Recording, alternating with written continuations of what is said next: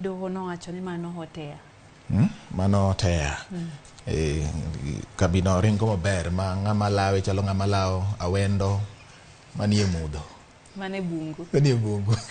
Jopur Pamba County ma Homa Bay ywak ni keyo margi ma higani odok piny mokalo kaluwore gi kothe marang'iny margi ni piny manomigi kod piny owacho e chak higani. Jopur wacho ni kit kodhi mane piny owacho miyogi nyalo chido chuny thoth jopur mag pamba.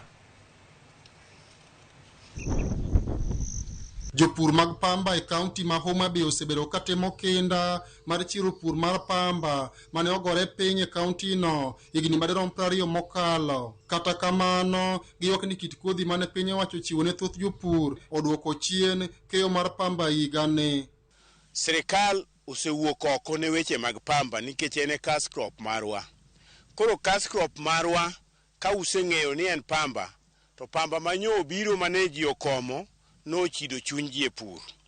Nikech odonga donga moloyo mantieni to ko all balls ge onge. Nikech pamba ne ok obiro maber.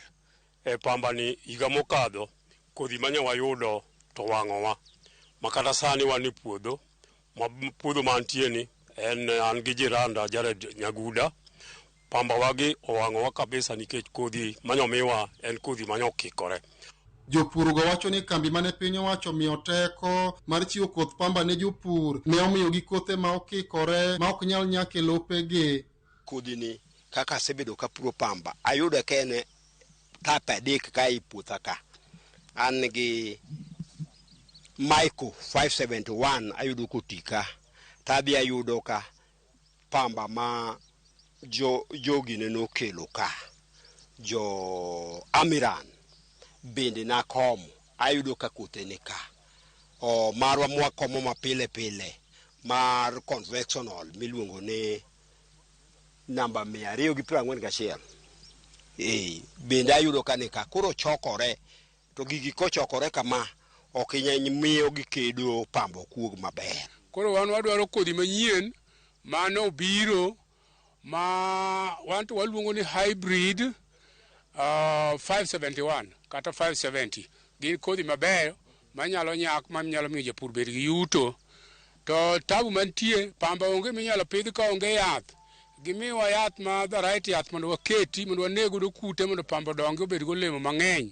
Jopur go bende orwako kodhi mar BT cotton ma piny owacho mamalo chano chiwo ne jopur pamba e pacho ka giwacho ni kodhi mar BT cotton ema nyalo konyo e ting'o malo pur mar pamba e kaunti. BT cotton en koth pamba maber miwuoro. En pamba moa e pinje maoko. Ang'eyo ni ne ukomo hybrid, icha uneno ber hybrid, to BT loyo hybrid. Nikech BT cotton en pamba mosethiedhi.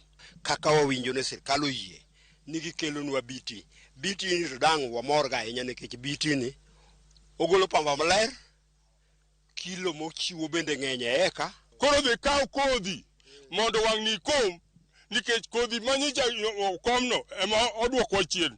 To sani wacho ni jotendwa mane wayiero Homa Bay ochung' matek kendo gituo ni nyaka wadlive pamba. Director ma ochung' ne chenro mag pur e kaunti ma Homa Bay Charles Nyayiera okoni kothe mane ochiw ne jopur ne okikore. Gino ma orocho keyo margi ma higani ka okoni tend piny owacho mar kaunti oseketo bajet margi mar nyiewo kodhi manyasani ma ibiro mi jopur mag pamba e kaunti.